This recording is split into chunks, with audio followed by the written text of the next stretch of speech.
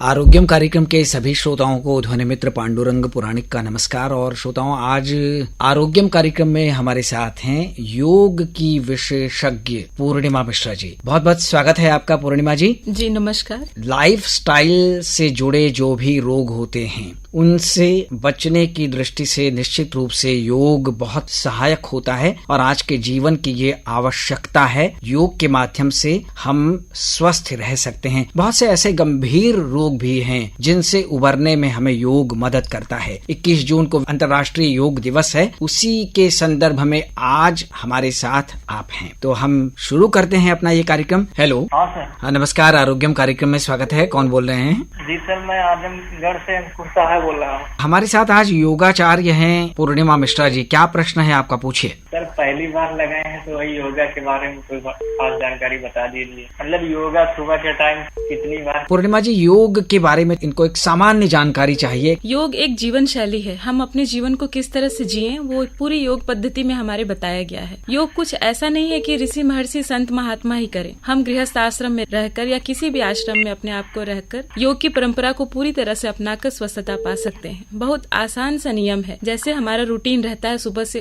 उठकर रात को सोने तक, उसी को किस पद्धति से जिया जाए ताकि हम पूरी तरह से 100% रूप से हम स्वस्थ हो सके। उसमें पूरे नियम का पालन करना है, चाहे सोने का समय हो, चाहे उठने का समय हो, शौच का हो, स्नान का हो, खाने पीने का हो, वो पद्धति पूरी बताई गई है। यही योग है। 4 बजे या 5 बजे अगर करें तो ठीक रहेगा ना? बिल्कुल, 4 बजे तो आपको उठना ही चाहिए। अगर आपकी नींद पूरी हो जा रही है, आप पूरे 6 घंटे की नींद ले रहे हैं और उसमें पूरी नींद आपकी हो जा रही है, तो आप 4 बजे उठकर योग करते हैं, तो इससे ज्यादा अच्छा तो कोई समय ही नहीं होता है। जब सूर्योदय होता है तो हमारी एक्चुअली रात भर की एनर्जी पूरी तरह से खत्म हो गई रहती है। तो सुबह उठते ही जब हम सूर्य का प्रकाश लेते हैं अपने अंदर, तो पूरी तरह से एनर्जी से भरा हुआ शरीर रहता है, ऊर्जा से भरा हुआ रहता है। उस समय जब हम यौगिक श्वास का अभ्यास मतलब प्राणायाम और आसनों का अभ्यास करते हैं तो पूरी ऊर्जा हमारे शरीर में जाती है। बस ध्यान ये रखना है कि पेट हमारा पूरी तरह से शौच आदि क्रियाओं से निवृत्त हो। आप स्नान आदि क्रिया करके ही योग में प्राणायाम और आसनों का अभ्यास कर सकते हैं। ठीक है, धन्यवाद। धन्यवाद सर। हेलो। नमस्कार, मैं चंदौली से पीपी सिंह बोल रहा हूँ। हाँ नमस्कार, आरोग्यम कार्यक्रम में आपने फोन मिलाया है। हमारे साथ पूर्णिमा मिश्रा जी हैं, योग की विशेषज्ञ। पूछिए। मैं 2014 में रिटायर हो गए थे हम, तो योगा वगैरह करता रहता हूँ, प्राणायाम कम से कम 15 साल से कर रहा हूँ मैं। तो मतलब फायदा तो है, तो उसके बारे में मैं थोड़ा सा बताएं कि योग से और जो कितने फायदे हैं, क्या है, थोड़ा उसके बारे में बताएं। देखिए, जब हम स्वस्थ होते हैं तो हमारी स्वस्थता का हमें पता नहीं चलता है। बस जब हम अस्वस्थ होते हैं किसी कारणवश तो हमें दिखाई देता है। फायदे तो भोजन के भी अनगिनत रहते हैं, हमें पता नहीं चलता है। यौगिक क्रियाओं का फायदा तो पता नहीं कितना है। जितना जीने का फायदा है, मेरे ख्याल से यौगिक क्रियाओं का फायदा उतना है। जीवन जीने की सही कला है यौगिक तरीके से अगर जीवन जिया जाए तो आपको फायदा क्या क्या होगा वो आपका शरीर खुद ही बताएगा। अगर आप 6 से 7 घंटे की नींद ले रहे हैं, बाईं तरफ ज्यादा सो रहे हैं, भोजन आपका सही तरीके से दिन में 2 बार पच रहा है, 1 मिनट में 16 बार श्वास चल रही है, भूख लग रहा है, नींद आ रही है, ये सब सिम्टम्स है कि आप स्वस्थ हैं। इसके यही फायदे हैं। बहुत ज्यादा भोपाल इंदौर रहा हूँ, ये MP पुलिस में थे हम। जी जी, फायदे तो है, 95% फायदे उसको करने से, बात सही है। तो नियमित अभ्यासी बनिए, योग के विधाओं का अभ्यास करते रहिए, अपनी दिनचर्या को सुधार कर रखिए, पूरी तरह से आप स्वस्थ रहेंगे। कहता है 15-16 साल से मैं कर रहा हूँ, मैं पहली बार लगा रहा हूँ जब से रिटायर हुआ हूँ।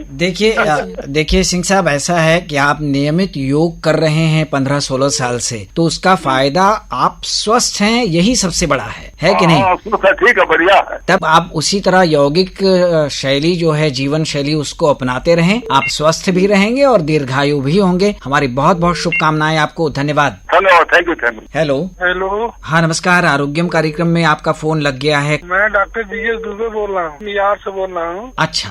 योग के विषय में डॉक्टर पूर्णिमा जी से मुझे बात करना है। बिल्कुल करिए बात। नमस्कार। हाँ मैं प्रणाम। हाँ जी, ये जानना चाह रहे थे मैम कि योग और प्राणायाम में बेसिक क्या अंतर है और दोनों के क्या क्या फायदे हैं? जैसे हमारा शरीर वो योग हो गया और हमारे अंग जो है वो प्राणायाम हो गए। ऐसे जैसे योग के 8 अंगों का अनुसरण हम करते हैं, यम, नियम, आसन, प्राणायाम, प्रत्याहार, धारणा, ध्यान, समाधि, पतंजलि जी के हिसाब से। तो उसमें एक पार्ट है प्राणायाम। प्राणायाम आपके आंतरिक अंगों के लिए किया जाता है, आपके फेफड़ों के लिए, हृदय के लिए, इंटेस्टाइन के लिए, किडनीज के लिए, मस्तिष्क के लिए, सारे जितने सॉफ्टवेयर हैं उसको अपडेट करने के लिए हमें प्राणायाम, मतलब जैसे हम छोटे छोटे श्वास का अभ्यास करते हैं तो प्राणायाम के दौरान हमें डीप ब्रीदिंग करनी होती ताकि फेफड़ों को हम पूरी तरह से ऑक्सीजन दे सके। यही अंतर होता है योग में और प्राणायाम में। योग का अंग है प्राणायाम। अच्छा, ये व्यायाम अलग चीज होती है ना?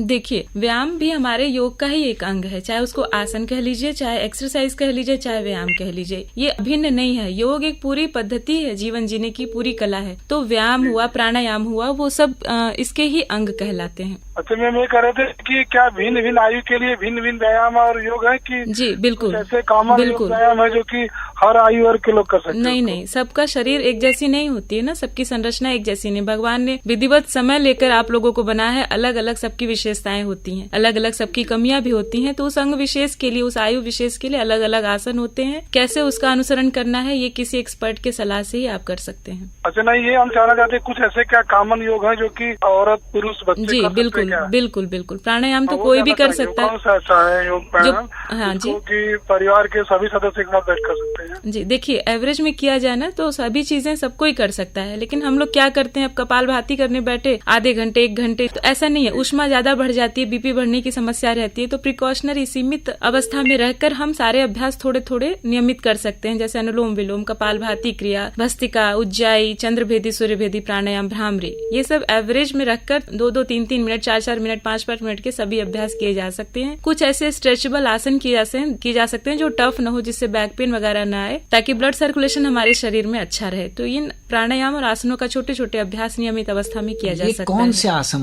हो सकते हैं पूर्णिमा जी? जैसे अंग संचालन क्रिया हो सकते हैं, स्ट्रेचिंग के लिए ताड़ासन हो सकता है, कोड़ आसन हो सकता है, पादहस्तासन हो सकता है, लेटकर सर्पासन हो सकता है, जिसको भुजंग आसन भी कहते हैं, और कई सारे ऐसे पीठ के बल लेटकर जैसे होता है नौका आसन होता है। अगर बैक पेन ना हो तो बहुत ज्यादा सब कर सकते हैं। एज विशेष का भी ध्यान रखना होता है कि किस एज में, क्योंकि बीपी बढ़ी हुई आजकल सबको शुगर बीपी की समस्या रहती है, तो आसनों का भी कुछ गलत प्रभाव पड़ सकता है। इसलिए बहुत जानकारी रखकर ही आसन का अभ्यास करें। प्राणायाम तो कोई भी कर सकता है, बहुत ज्यादा नहीं, एक एवरेज में रखकर किया जा सकता है। जी जी जी मैडम, बहुत आपने सारगर्भी जानकारी दिया, इसके लिए हृदय से आभारी हैं। हम लोग इसको रोज करते हैं। हम ये जानना चाहते थे कि इसी माध्यम से कम जो हमारे और श्रोता है वो लोग भी सारी से जो है जी अभिभूत होंगे। इस जानकारी के लिए बहुत बहुत आपको धन्यवाद। जी धन्यवाद। धन्यवाद दुबे जी।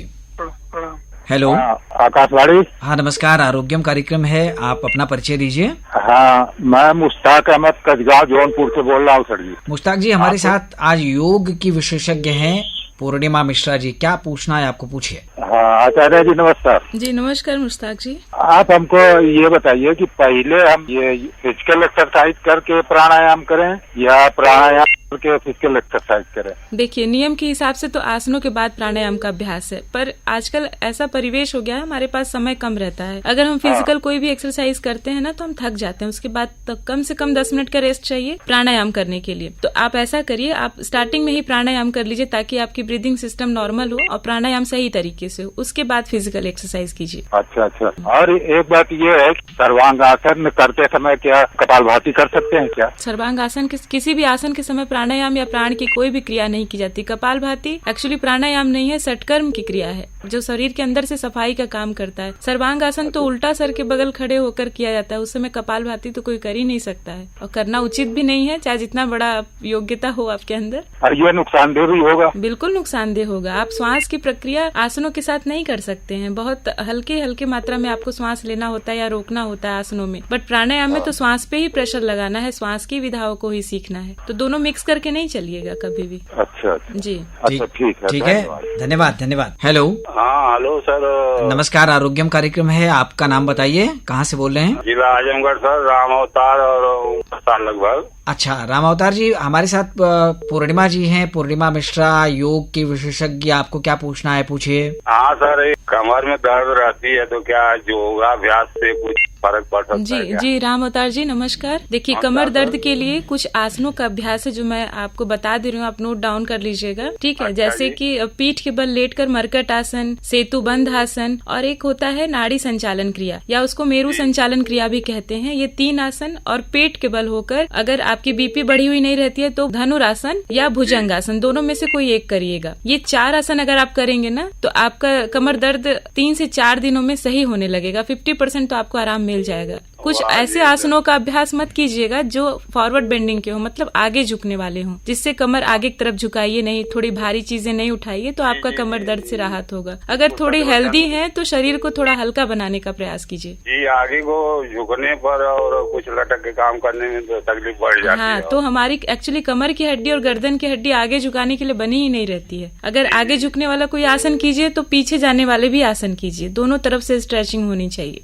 अच्छा डॉक्टर बहन जी, बहुत बहुत शुक्रिया आपका। और कौन पांडुरंग है तो उनको भी नमस्कार। बहुत बहुत धन्यवाद, प्रणाम। हेलो। हाँ सर, नमस्ते। नमस्ते, आरोग्यम कार्यक्रम में आपने फोन मिलाया है। सर, मैं मंचन प्रजापति गाजीपुर जिले से बोल रहे हैं, फिरोजपुर से। अच्छा मंचन जी, हमारे साथ योग के विशेषज्ञ डॉक्टर मैम नमस्ते। नमस्ते मंचन जी। मैं ये पूछना चाहती हूँ कि योग के माध्यम से मैं कैसे स्वस्थ रह सकती हूँ? देखिए, योग में बहुत सारी विधाएं होती हैं, यम नियम, आसन, प्राणायाम, प्रत्याहार, ये 5 ही आप जानिए और गृहस्थ आश्रम में रहकर सुखी जीवन बिताइए। यम नियम में कई सारी बातें बताई गई हैं, एक नियमावली है जीवन जीने के लिए। उसके बाद होता है आसन प्राणायाम और फिर प्रत्याहार। आसन प्राणायाम में कुछ स्ट्रेचिंग से संबंधित, जिसमें ब्लड सर्कुलेशन आपके शरीर का अच्छा रहे, आपका शरीर हल्का रहे, उसके बारे में बताया गया है। कुछ आसनों का अभ्यास आप करते रहें अपने शरीर को देखकर। और प्राणायाम में प्राण की क्रिया, नाड़ी शोधन क्रिया, अनुलोम विलोम, कपालभाति, कुछ इस तरह के अभ्यास करते रहें और पूरी तरह से लाभ लेते रहें, आनंद लेते रहें अपने इस अमूल्य जीवन का। और इसके ये किस लिए लाभदायक होता है? आपको स्वस्थ रहने के लिए इस परिवेश में बहुत ज्यादा जरूरी है योग की विधाओं का पालन करना। और एक बात मुझे बताइए मैम, जो मोटापा है जी शरीर में, तो कैसे खत्म हो सकती है, कैसे कम हो सकती है? योग में जैसे हम लोग कुछ आसन करते हैं, कुछ कठिन आसनों का अभ्यास करते हैं और साथ साथ अपने खाने पीने को हल्का रखते हैं, पूरी नींद लेते हैं, तो हमारा मोटापा कम हो सकता है। पर अगर आप कुछ नहीं कर सकती हैं तो कम से कम 1-1 हजार कदम चलिए, 2-2 हजार कदम चलिए सुबह शाम की वेला में। और एक भोजन के बाद दूसरे भोजन में 5 से 6 घंटे की दूरी रखिए। दिन में 2 ही बार आहार लेने का हमारे यहाँ विधा है। हम लोग थोड़े थोड़े कई बार खाते रहते हैं, तो 2 बार खाएंगे, वजन अपने आप हल्का होगा। तो और मैम एक बात और है, जैसे कि सब लोग कहते हैं कि मीठा खाने से, खाने से ये जैसे मोटापा बढ़ती है, तो क्या ये सही है? मीठा अच्छा चीज होता है, बुरा चीज इसको मत मान के चलिए कि खाने से। हाँ, चीनी कम खाना है, गुड़ की चीजें आप खा सकती हैं। किसी भी चीज की अति हमेशा नुकसानदायक होती है, उतना ही खाइए जितना शरीर के लिए अच्छा है। मीठा नहीं खाएंगे फिर शुगर लेवल कम हो जाएगा शरीर में। सब लोग कहते हैं कि जैसे अंडा है, चाउमीन है और वो मीठा है, चावल है, खाने से मोटापा। थोड़ा थोड़ा सब कुछ खाइए, कुछ भी छोड़ने की जरूरत नहीं है। व्यायाम करते रहिए, योग में आसन प्राणायाम का अभ्यास करिए। जीवन जीने के लिए बना हुआ है, उसको पूरी तरह से त्याग कर साधु संत बनने के लिए नहीं। अगर हम गृहस्थ आश्रम में हैं तो पूरी तरह से आनंदित होकर जिए, खूब मेहनत करिए, खूब खाइए पीजिए, आराम से रहिए। बस ये जो मीठा है, चावल है, सब बहुत ज्यादा नहीं खाएं। हाँ जी, हाँ। सीमित मात्रा में लें। छोड़ भी देंगे तो भी दिक्कत होगा, छोड़िएगा अभी नहीं सबको। तो सब लोग कहते हैं ना कि ये ज्यादा न खाइए, नहीं तो मोटापा ज्यादा। हाँ, सब लोग यही कहते हैं कि ज्यादा न खाइए, कम तो खा ही सकते हैं मैम। ज्यादा खाओगी ना तो और मोटापा बढ़ेगा। नहीं, शरीर का संतुलन तभी बना रहेगा जब तमाम तरह के विटामिन मिनरल्स रहेंगे। किसी भी तत्व की कमी नहीं चाहिए शरीर को। चलिए, बहुत धन्यवाद। ठीक है, नमस्ते सर। हेलो। हाँ, नमस्कार, आरोग्यम कार्यक्रम में स्वागत है। नमस्कार डॉक्टर साहब, मैं राम नरेश प्रजापति, कहाँ? बिंदा पोस्ट सुरई, जिला वाराणसी से। अच्छा, हमारे साथ योग के विशेषज्ञ हैं पूर्णिमा मिश्रा जी। योग हमको तो बहुत अच्छा लगता है। हम चाहते हैं कि योग सब लोग करें और निरोग रहें। आप क्या कहना चाहेंगे इनकी बातों के समर्थन में? जी, ये बहुत बड़ा संदेश आपने दिया है कि योग सब लोग करें, निरोग रहे। आप अपने से शुरुआत कीजिए, अपने बच्चों से शुरुआत कीजिए, बच्चों में वो संस्कार डालिए, क्योंकि आपको बच्चे देखेंगे तभी फॉलो करेंगे। ये कंपलसरी रखिए कि सुबह उठ के आसन प्राणायाम का अभ्यास करना ही है, नियम से अपने जीवन को बिताना ही है। आप 4 लोगों से घर में शुरुआत करेंगे तभी जाके हमारा समाज बनेगा। आपकी सोच बहुत अच्छी है, उसके लिए बहुत सारी शुभकामनाएं। क्योंकि एक लिंक से सारी चैन जुड़ जाती है, तो इसलिए हमारा विचार है कि सब लोग योग करें और आगे बढ़े और विकास करें। बिल्कुल, बहुत धन्यवाद। नमस्कार अच्छा। हेलो। हेलो सर, नमस्कार। हाँ, नमस्कार, आरोग्यम कार्यक्रम में फोन मिलाया है आपने, अपना परिचय दीजिए। हम राजेश मौर्य बोल रहे हैं सर, बनारस में ही कोरब से बोल रहे हैं। हमारे साथ योग के विशेषज्ञ हैं पूर्णिमा जी। हमको सर पूछना है, गर्मियाँ बहुत पड़ रही हैं, तो ऐसे में किस तरह का योग करा जाए कि शरीर ठीक रहे? जी, योग, हाँ, शीतल रहे। जी, एक प्राणायाम है आपका चंद्रभेदी प्राणायाम। उससे चंद्रमा की शक्ति जागृत होती है, एक्चुअली मानसिक बल को बढ़ाता है। तो बाएं नासा छिद्र से शुरू किया जाता है इसको, तो उससे शीतलता थोड़ी आती है। जिसमें हाई बीपी जिसको रहती है उसको अच्छा फील होता है, बीपी नॉर्मल होती है। दूसरे शीतली प्राणायाम, इससे भी शीतलता आती है, पित्त वगैरह थोड़ा कम बनता है, गर्मी में थोड़ी सी शांति मिलेगी। जो साइड इफेक्ट है गर्मी के वो नहीं होने पाएंगे पाएंगे। अगर शीतली प्राणायाम और चंद्रभेदी प्राणायाम का अभ्यास किया जाए, साथ साथ आसनों के अभ्यास करिए, शरीर से जितनी चर्बी कम होगी उतना ज्यादा अच्छा प्रभाव पड़ेगा इस गर्मी का। गर्मी भी होना जरूरी है। जी डॉक्टर साहब, तो इसका विधि कैसे है?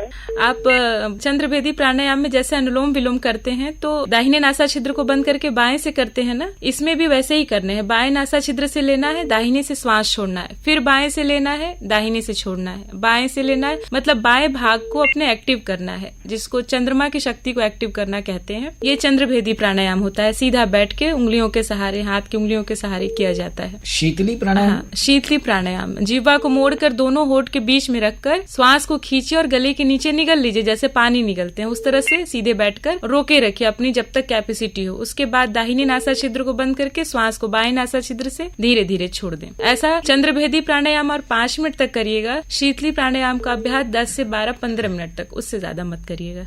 ठीक है, बहुत धन्यवाद। हेलो, नमस्कार, आरोग्यम कार्यक्रम में स्वागत है। हेलो, नमस्कार अली शिवपुर से बोल रहे हैं। असगर अली जी हमारे साथ योग की विशेषज्ञ हैं डॉक्टर पूर्णिमा मिश्रा।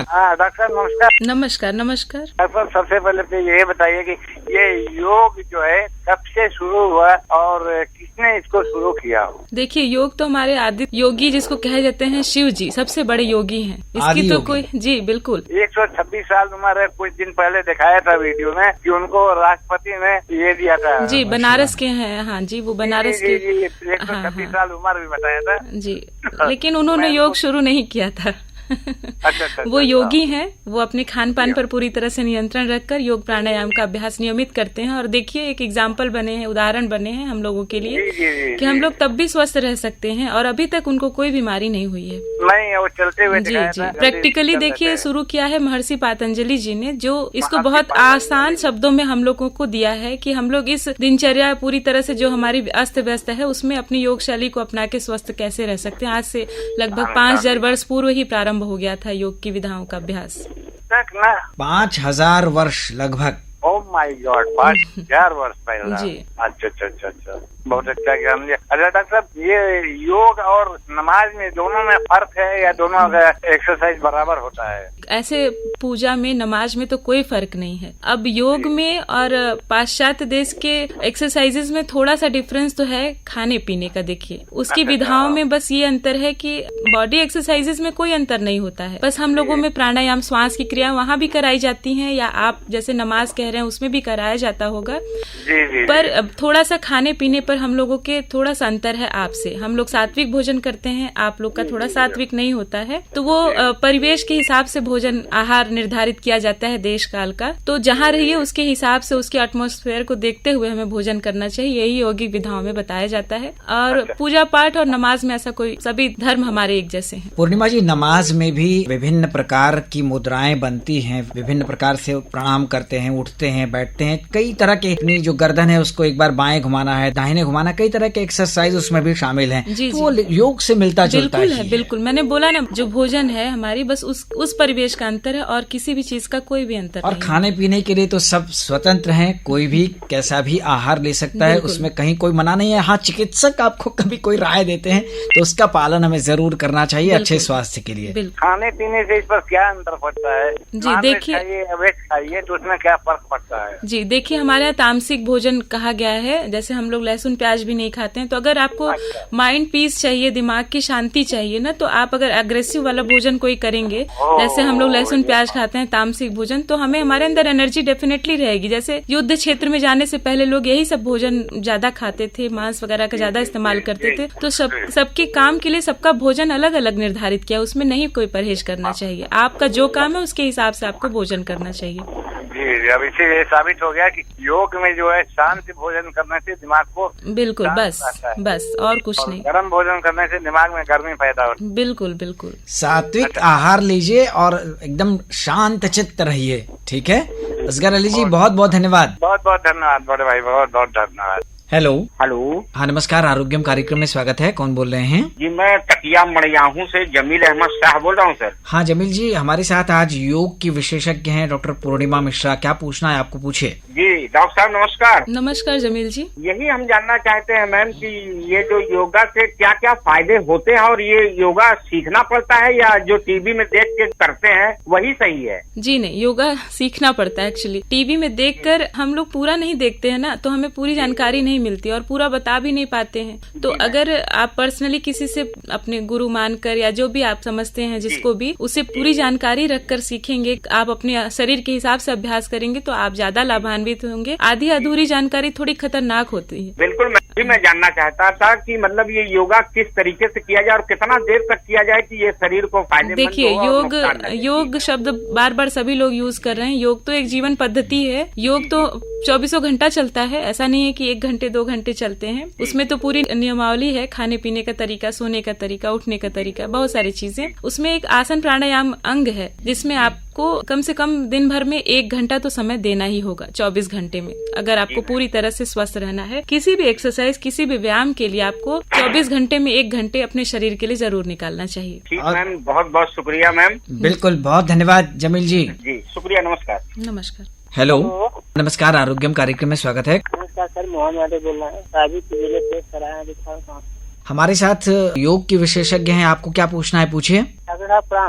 योग से अपने शरीर को कैसे स्वस्थ रखें, कौन कौन से? योग शब्द ही अपने आप में पूर्ण है। योग अगर पूरी तरह से अपनाते हैं तो आप स्वस्थ, थोड़ा उसके बारे में आप जानकारी लीजिए कि योग आखिर में है क्या। संपूर्ण जीवन जीने की कला है योग, जिसमें आसन प्राणायाम का अभ्यास आप करके पूरी तरह से रोग से मुक्त हो सकते हैं। प्राणायाम में कुछ ऐसे श्वास संबंधी क्रियाएं हैं जिनको जानिए, और आसनों में कुछ ऐसे आसन है जो आपके अंग विशेष के लिए हैं। अभी मैं आपको नहीं जानती हूँ, देख नहीं पा रही हूँ, तो बता नहीं पाऊंगी कि कौन कौन से आसन आपके लिए उपयुक्त होंगे। तो उसकी पूरी जानकारी रखकर अगर आसन प्राणायाम दिन भर में 1 घंटे किया जाए आपके शरीर के लिए, तो आप पूरी तरह से स्वस्थता प्राप्त कर सकते हैं। वो विषैले पदार्थ, कार्बन, गंदगी सभी से दूर हो सकते हैं जो नियमित रूप में हम लोग प्रदूषित भरे वातावरण में अपने अंदर समावेशित करते हैं। सुबह करें या शाम को? जी, किसी भी समय आप कर सकते हैं, आपको जब सुविधा हो, आपको जब समय हो। खाना खाने से पहले? जी, खाना खाने के 4 घंटे बाद आप अभ्यास करें। अगर शाम की बेला में कर सकते हैं, सुबह तो आप खाली पेट अभ्यास करेंगे ही। शौच आदि क्रिया से भी निवृत्त हो जाए, पेट पूरी तरह से मलमूत्र से साफ हो। गैस भी बनता है। जी, इसीलिए कह रही हूँ ना, पेट में मलमूत्र भी ना हो जब आप अभ्यास करें। ऐसा कोशिश करें कि पेट साफ हो, तब जाके प्राणायाम आसनों का अभ्यास करेंगे तो वो सारे दिक्कतें दूर हो जाएंगी। आपकी जो इंटेस्टाइन में गंदगी जमी हुई है वो अगर कपालभाति करेंगे तो पूरी तरह से साफ हो जाएगी। गैस वगैरह की कभी समस्या होगी ही नहीं। जो भी खाएंगे भोजन आपके शरीर में लगेगा। ऐसे तो गंदगी पाइप में आपके लगी हुई है एक तरह से कह लीजिए, तो जो रक्त अवशोषित नहीं कर पा रहा है वो न्यूट्रिशन आपके भोजन से। तो जितना खाना खाना जरूरी है उसने ज्यादा जरूरी है उसको पचाना। नियमित रूप से आप अभ्यास करिए योग की विधाओं का। मैं थोड़ा दोनों आँख से विकलांग हूँ जी। कोई बताइए। दोनों आँखों से ये देख नहीं पाते हैं, बता रहे हैं। जी जी। तो क्या आँखों की रोशनी आ जाए, इसके लिए कोई योग या कोई ऐसी विधि है? जी देखिए, अगर आँखों की रोशनी परमानेंट शुरू से ही नहीं है तब तो प्राकृतिक रूप से आपकी नहीं है। अगर धीरे धीरे गई है तो बिल्कुल आ सकती है। हमारे योग में कई सारी ऐसी विधाएं हैं जिसका अनुसरण करा के आपको उसका फल धीरे धीरे प्राप्त हो सकता है। मेरी उम्र 30 साल है, 5-7 साल हो गए। हाँ, तो ये वापस बिल्कुल आ सकती है अगर आप सही तरीके से योग की विधाओं का पालन करें। बहुत सारी चीजें हैं, त्राटक क्रिया, बहुत सारे ऐसे खान पान है जिसमें बदलाव करके आप नेत्र की रोशनी सही कर सकते हैं, वापस ला सकते हैं पूरी। कई लोगों के तो चश्मे भी उतर गए पूरी तरह से। किस चीज का खान पान में ध्यान? जी हाँ, बहुत सारी जो नेत्र के लिए विशेष तौर से भोजन होता है, जैसे हरी सब्जियां होती हैं, हरे घास पे टहलना होता है, कब आपको त्राटक क्रिया करनी चाहिए, कहाँ आपको देखना है, किस एंगल पर आपको देखना है, वो सारे आपके नेत्र को देखने के बाद पता चलेगा। फिर अभ्यास उसके हिसाब से आपको करना होगा। तो योग विशेषज्ञ से इनको मिलना चाहिए। जी बिल्कुल। और जब आप मिलेंगे तब आपको सलाह दी जा सकती है। ठीक है, बहुत धन्यवाद। हेलो। हेलो, प्रणाम जी। हाँ नमस्कार, आरोग्यम कार्यक्रम में स्वागत है।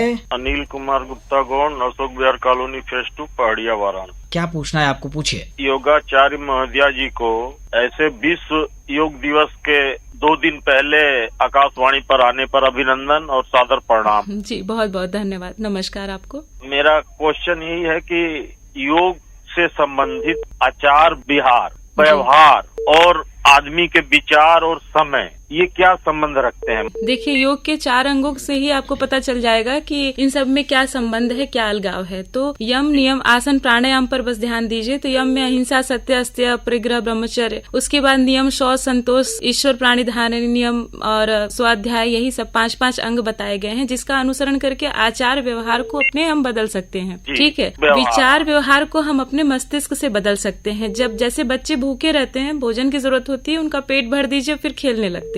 उसी तरह से हमारा मस्तिष्क है, पूरे शरीर का 25% भाग ऑक्सीजन सिर्फ मस्तिष्क को चाहिए रहता है। तो अगर उसको पूरा मिल जाता है खुराक, उसका भोजन, तो वो शांत रहता है, वो दिमाग आपका शांत रहता है। तो हमारे व्यवहार में परिवर्तन हमारे दिमाग से होता है। तो अपने मस्तिष्क को भोजन देना है, तो उसका भोजन तो ऑक्सीजन है, प्राण है। तो प्राणायाम का अभ्यास करके, आसनों का अभ्यास करके वो 5 प्रकार की वायु को हम मस्तिष्क में संचालित कर सकते हैं, शरीर के बाकी अंगों में संचालित कर सकते हैं, जो हमारे शरीर के लिए कार्य करता है। तो यम, नियम, आसन, प्राणायाम का ही मात्र अभ्यास करके प्रत्याहार, धारणा, ध्यान, समाधि तक न जाइए। यही चारों का अगर सही तरीके से योग की विधाओं में अभ्यास करेंगे तो इन सभी चीजों में परिवर्तन आ जाएगा। ये सभी चीजें एक दूसरे के पूरक हैं। अच्छा खाएंगे तो अच्छे विचारधारा अपने आप है। जैसा खाए अन्न वैसा होए मन, एक कहावत है। तो जी, तो इन सबों का हमारे ऊपर बहुत प्रभाव पड़ता है। योग में देखिए, सूर्यास्त या सूर्योदय का समय निर्धारित किया जाता है। सूरज तो वही रहता है, उसकी ऊर्जा नहीं बदलती है, हमारी लेने की कैपेसिटी बदल जाती है। तो सूर्यास्त के समय भी हमें सेम ऊर्जा मिलती है, नो डाउट, सूर्य उदय के समय भी। लेकिन ऊर्जा हमें महसूस कब होती है? सुबह के समय, क्योंकि हम रात्रि को 6 से 7 घंटे, 8 घंटे सूर्य हमसे दूर रहते हैं, तो हम थोड़े निष्क्रिय टाइप के हो जाते हैं, थोड़ी ऊर्जा लेवल हमारे शरीर से कम हो जाता है। जब सुबह सूरज से मुलाकात होती है तो फिर शरीर हमारा एक तरह से नई ऊर्जा अपने आप में पाता है। जी, तो आप सुबह के समय, शाम के समय आप कर सकते हैं अभ्यास। बीच में जब तेज धूप रहती है तो किसी भी तरह का व्यायाम नहीं करना चाहिए। कफ प्रवृत्ति या पित्त प्रवृत्ति जब बढ़ी रहती है तो ज्यादा व्यायाम नहीं करना चाहिए, कफ में खास तौर से। आपका जैसा कार्य हो उसके हिसाब से आपको भोजन लेना चाहिए। अगर आप फिजिकल एक्टिविटी, शारीरिक मेहनत ज्यादा करते हैं तो भोजन उस हिसाब का रहेगा, उसमें प्रोटीन, कार्ब्स सभी कुछ रहेंगे। अगर आप शांति में दिमाग का काम ज्यादा इस्तेमाल करते हैं, शरीर कम हिलाते डुलाते हैं, तो आपके खान पान में थोड़ी सात्विक चीजें ज्यादा ऐड होंगी। बहुत धन्यवाद। बहुत धन्यवाद। बहुत ही अच्छी बातें हुई हैं, बहुत उपयुक्त सलाह पूर्णिमा जी के माध्यम से हमारे श्रोताओं तक पहुंची है। अंतर्राष्ट्रीय योग दिवस के अवसर पर सभी श्रोता ये संकल्प लेंगे कि वे अपने जीवन में यम, नियम, प्राणायाम, योग, आसन जैसी चीजों को शामिल करेंगे और स्वस्थ रहेंगे। पूर्णिमा जी, आकाशवाणी वाराणसी के तमाम सुनने वालों की ओर से हम आपको बहुत बहुत धन्यवाद दे रहे हैं। लेकिन विदा लेने से पहले आपकी पसंद का एक गीत श्रोताओं तक जरूर पहुंचाना चाहेंगे। कौन सा गीत है, बताइए। जब कोई बात बिगड़ जाए, जब कोई मुश्किल पड़ जाए, सुनाई दीजिए। तो जुर्म फिल्म का ये गीत है, हम अपने श्रोताओं तक पहुंचा रहे हैं। और श्रोताओं, अगले सप्ताह एक नए विषय के साथ, एक नए विशेषज्ञ के साथ इस कार्यक्रम में हम फिर हाजिर होंगे। तब तक के लिए ध्वनि मित्र पांडुरंग पुराणिक को दीजिए अनुमति। नमस्कार। नमस्कार। जब कोई बात बिगड़ जाए, जब कोई मुश्किल पड़ जाए, तुम देना साथ मेरा, ओ हमनवा। न कोई है न कोई था जिंदगी में तुम्हारे सिवा, तुम देना साथ मेरा, ओ हमनवा। तुम देना साथ मेरा, ओ हमनवा।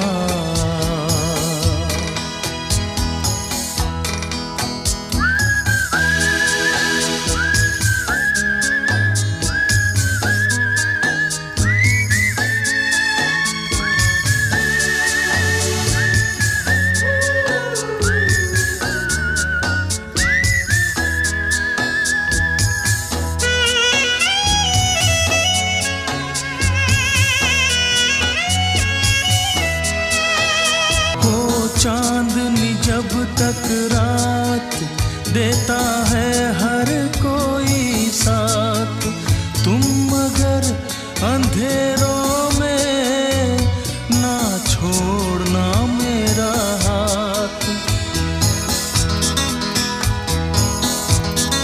जब कोई बात बिगड़ जाए, जब कोई मुश्किल पड़ जाए, साथ मेरा ओ हमनवा। न कोई है न कोई था जिंदगी में तुम्हारे सिवा, तुम देना साथ में